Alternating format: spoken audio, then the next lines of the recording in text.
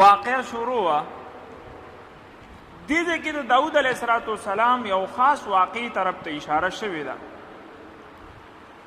په دې کې قرآن خو صرف دا ویلي دي چې داود علیه السلام خواته یو دوه فریقین راغلل، دوی په دیوال راووخته، دروازې بندې وې، په دیوال راووخته، دوه فریقین خپله مسئله وړاندې کړه. داود علیه السلام د هغوی فیصله وکړه. بیا داود علیه السلام ته پته ولګېده جوړې الله پاک زه امتحان کې واچولم، نو بیا یې د الله نه بخښنې سوال وکړو، الله پاک وبخو. دونه خبره بس دلته موجود ده په قرآن کې. اوس قرآن د دې خبرې نه خاموش دی چې داود علیه السلام دغه معافي ولې وغوښته او دغه امتحان کې څه امتحان و، څه غلطي شوې وه، څه لغزه شو چې الله پاک په هغې کې واچو. دې نه قرآن خاموش دی.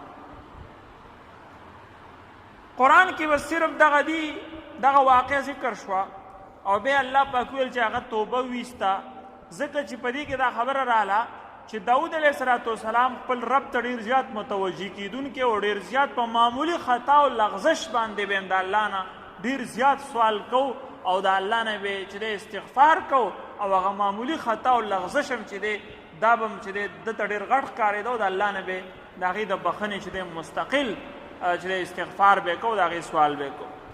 نو دې کې داود علیه السلام استغفار او د الله د بخښنې چې دی تذکره راغله. اوس دغه خبره څه نو عام طور باندې زموږ جمهور مفسرین خو دې کې دا قول اختیار کړی دی چې الله پاک صرف دغه واقع بیان کړه، خو دغه طرف ته اشاره ونه کړه چې دغه خطا څه وه، دغه لغزش څه چې داود علیه السلام دا خیال وکړو جوړې ځای ما الله امتحان واغسته او بیا د بخښنې سوال یې وکړو، استغفار یې وکړو، الله وبخه. نو وایي دغه پرېږدوئ، موږ کوم څیز چې الله پاک مبهم پرېښی دی هغه تاسو مبهم پرېږدئ. ابهموا ما ابهمه الله. دې ځای کې یو واقعه هغه ډېره عجیبه ده. واقعه ډېره عجیبه واقعه ده او هغه واقعه د بعضو واعظانو په خپل وعظ کې ویلې ده. نو دا چونکې د مسلمانانو په مستند کتابونو کې و حدیثو کې نشته، خو صرف بعض خلک یې چونکې واعظانو په خپل وعظ کې بیانه کړي، ځکه درته ویم او اوس هم درته ویم چې دا بالکل منګړت ده او د دې واقع بیانولو نه بعد به هم درته ویم چې دا بالکل منګړت. بعضو کسانو ته ویل چې داود علیه السلام د هغه یو فوجي افسر اوریا د هغه نوم اوریا. داود علیه السلام چېرته د هغه په تورسرې باندې د هغه په بیبي نظر پرېوته او دا خیال یې وکړو چې زه د نکاح اراده زړه کې دا راله چې زه د دې فوجي افسر ښځې سره نکاح وکړم، زړه کې دا راله. وایي په دغه وجه باندې د اوریا یو جنگ له ولېږه او سخت جنگ له ولېږه او په هغه جنگ کې دا شهید شو، مړ شو پکې، او بیا د هغه بیبي سره چې د نکاح اراده وکړه.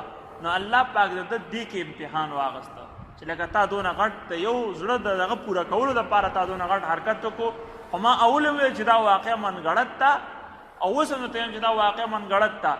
دا د کوم ځای نه راغستلی شوې ده؟ دا انجیل کې یو باب دی، دویم باب دی سمویل ورته ویلی شي، د هغې نه دا واقع راغستې ده او په هغې کې دا خبره لږه خطرناکه ده. په هغې کې خو د بدکارۍ تذکره کړې ده، العیاذ بالله، باقاعده پکې بدکاري موجود ده چې داود علیه السلام د نکاح نه مخکې العیاذ بالله د دغې کې چې دی اخته شوی و یا د هغې پخه ارادې کړې وه. نو بیا دې روایت کې دوی هغه بدکارۍ الفاظ لړ کړل، نور هم هغه روایت راواغسته. نو پته ولګېده چې د دې هېڅ بنیاد نشته. ابن ابي حاتم وغیره نقل کړی هېڅ بنیاد د دې نشته، سند یې بالکل کمزور او یو منګړت روایت دی چې د دې بیانول د سره په کار نه دي. نو ما ځکه تاسو ته وویل چې دا بعض ځایونه خلکو بیان کړي دي او دا واعظان بیان کړي، څه په کیسټو کې او څه په جنازو کې، نو بس به خلک بیانوي مخکې او تحقیق چې دی نه کوي د هغې. نو دا خبره خو صحیح نه ده. نو بیا بعض روایات دې متعلق داسې راغلي دي چې داود علیه السلام دا خبره خو صحیح ده چې دغه د اوریا دغه ښځې واقع ده خو غلطه ده، کومه چې دوی ویلې ده خو لکه دومره ده چې داود علیه السلام دغه وخت کې چونکې رواج داسې و چې یو کس یو زنانه به د یو کس په نکاح کې وه که چا به دغه د پردۍ ښځې سره نکاح کول غوښتل نو هغه به مطالبه کولی شوه چې ته ښځې له طلاق ورکړه زه دې سره نکاح کول غواړم. دا یو عام رواج و. دا خبره څه بده نه ښکارېدله، عام رواج و.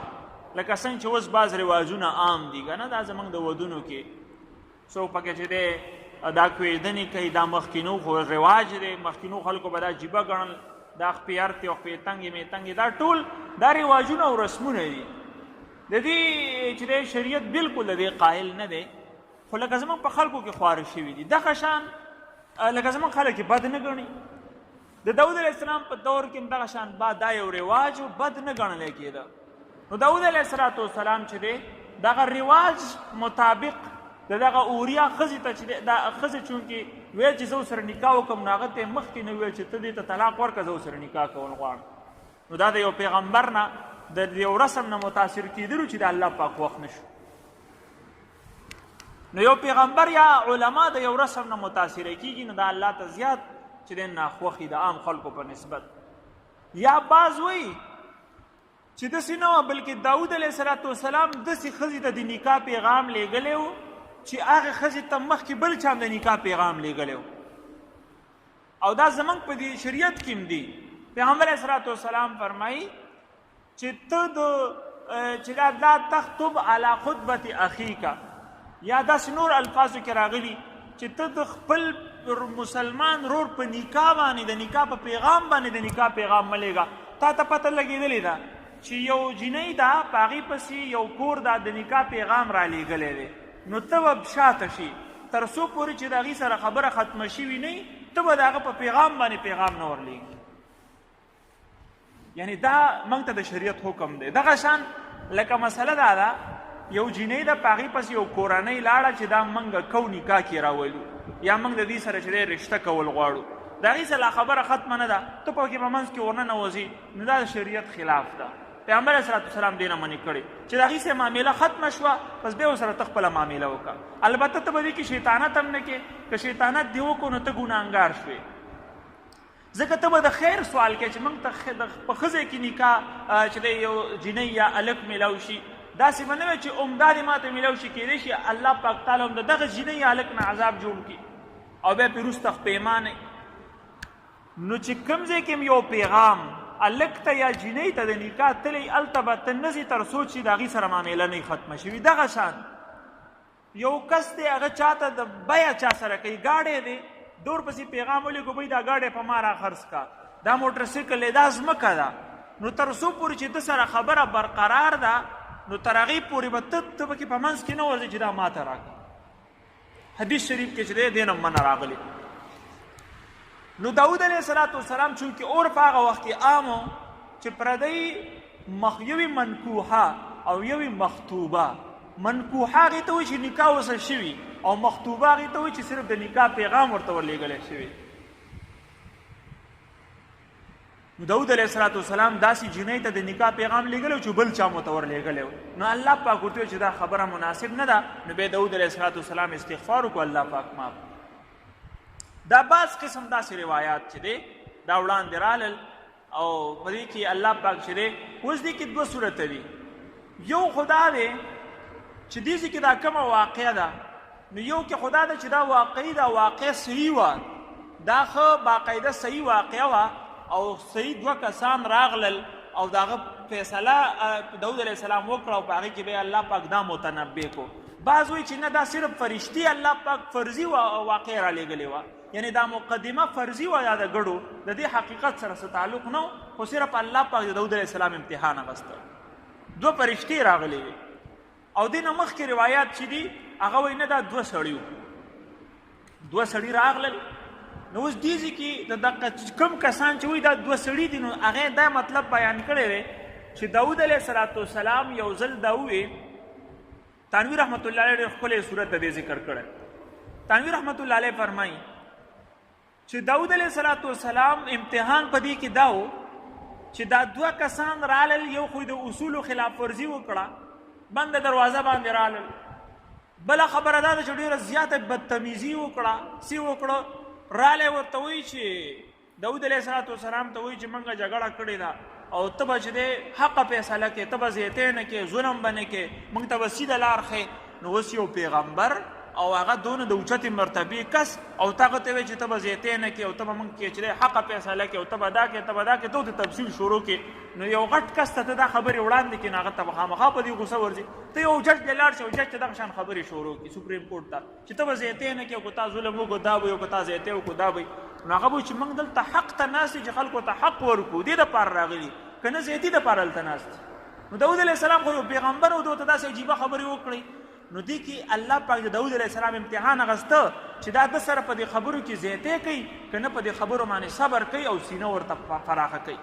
نو داود علیه السلام په دې کې پاس شو. هغه څونه سختې خبرې وکړې، داود علیه السلام خبره په چوپ چاپ سره واورېده، دې کې خو پاس شو. خو دا لغزش په کوم ځای کې راغلی؟ لغزش په دې ځای کې راغی، هغه خطا په دې ځای کې راغله چې داود علیه السلام چې دی هغه یو کس طرف ته کوم مظلوم چې دی هغه مخاطب کو، هغه ته دا ویل چې تا سره زیاتی شوی دی، هغه ظالم مخاطب نه کو، یو قسم له یو ته ترجیح ورکړه. حالانکه قاضي به دوه کسانو کې یو ته ترجیح نه ورکوي بلکې دواړه به ځان ته یو شان ساتي، دواړو ته به مخ یو شان کوي، داسې نه چې یو ته مخ یو ته شی، خبرې به هم یو شان ټولو سره کوي، یو ته به ترجیح نه ورکوي او د چا طرفداري به نه کوي. دې ځای کې یو قسم له طرفداري وشوه. نو داود علیه السلام په دې خطا باندې الله پاک چې دی متنبه کړو. دا یو. او بعض وایي چې نه، داود علیه السلام دې ځای کې دواړه کسانو چې خپله واقعه راوړه، دوه کسانو یو ورته خپله قصه بیان کړه چې ما زمان چې دی د سره یو کم سل ګړي دي او ما سه یوه ده چې دی دا زما د یوه ګډه مغستل غواړي. نو داود علیه السلام ډایرکټ د هغه په حق کې فیصله خو ونه کړه، خو د هغه په حق کې خبرې کول شروع کړه چې تاسو زیاتی شوی دی، د هغه خبرې را نه ده اورېدلې، د هغه بل خبرې نه ده. نو دې وجې قاضي یا کوم کس چې فیصله کوي جرګهیز، نو هغه به داسې چل کوي چې د دواړو خبره به اوري بیا به فیصله کوي. داسې نه دی چې د یو کس خبره واورېده او ویسه د هغه په حق کې فیصله وکړه. نو د قاضي ثالث چې کوم دریم غړی دی جرګهیز، دې چې کله فیصله کوي نو دا به د دواړو خبره اوري، د هغه نه بعد به چې کم کس په حق دی د هغه په حق کې به فیصله کوي. دې ځای کې اگر چې داود علیه السلام فیصله نه ده کړې خو صرف په دې خبرو کې د هغه طرفداري راغله، نو په دې وجه الله پاک په هغې باندې دا متنبه کو چې تا فیصله خو اگر چې نه ده کړې خو دا خبرې هم تا د یو په حق کې د فیصلې نه مخکې کول نه و پکار. نو دا یو څو خبرې ستاسو وړاندې راغلې چې دا لغزش څه، خو تاسو ته وایم چې دا ټول احتمال لري. ما تاسو درې څلور چې دغه بیان کړه، دا ټول احتمال لري، دې کې ټول صحیح هم کېدی شي او بعض هم پکې صحیح کېدی شي، بعض پکې غلط هم کېدی شي، ځکه چې په دې باندې څه مستند حدیث نشته او نه په قرآن کې دې باندې څه آیت شته، دې باندې قرآن کې څه مضبوطه آیت هم نشته او نه پې څه مستند حدیث شته.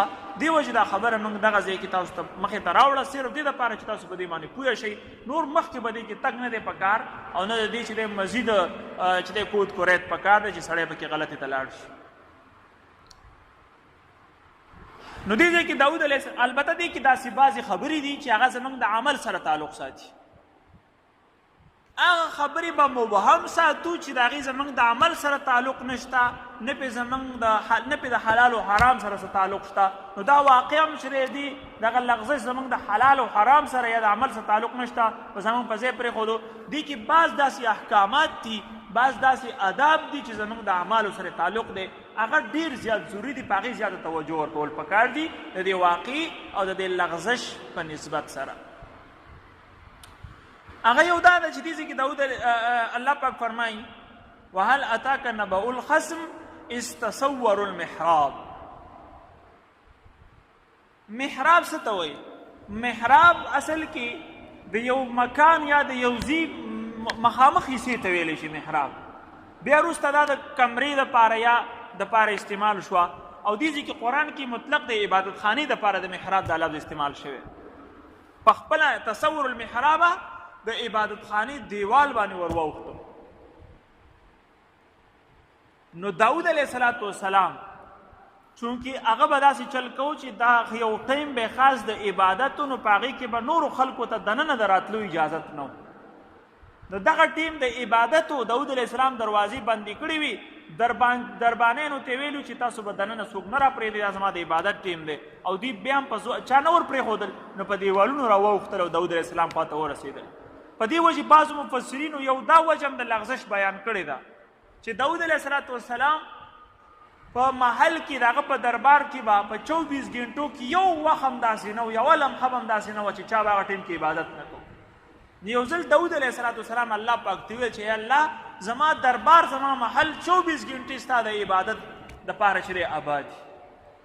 نو الله پاک ورته ووی چې دا ټول زما توفیق دی چې تاسو ته ما درکړی، او زه به یو ورځ تاسو خپل دغه ته پرېږدم بیا به ګورو. نو دغه وجه باندې الله پاک د امتحان واغسته چې داسې ترتیب یې وکړو چې په دغه ټیم کې نور خلک هم په عبادت کې نه و لګیا، صرف داود علیه السلام په خپل عبادت کې ناست و. د داود علیه السلام د عبادت ټیم و، په دې کې کسان رالل او داود علیه السلام یې په دې معامله کې په دې فیصله کې په دې مقدمه کې اخته کړ او عبادت ته پاتې شو. نو الله پاک ورته ووی چې څنګه چل دی په دې ټیم کې، خو ستا په محل کې یو قسم عبادت کې نه و لګیا، نه ته لګیا وې او نه نور څوک. تا خو ویل چې هر ټیم زما محل په عبادت سره آبادي. نو داود علیه السلام به استغفار وکړو چې الله واقعي محض ستا توفیق دی چې زما محل په عبادت سره آباد دی، دا زموږ خپل کمال نه دی. نو یو لغزش دا هم بعضو مفسرینو بیان کړی دی چې دا لغزش دا دی چې داود علیه السلام به استغفار وکړو او الله پاک چې دی معاف کړو. دې کې څه خاص خبرې دي انشاءالله زموږ د اعمالو سره تعلق ساتي، او آینده درس کې بیان. الحمدلله. ها جی دا چلو کې چام دا ترجمه اورېدلې ده، تلاوت یې اورېدلې، نو ټول سجده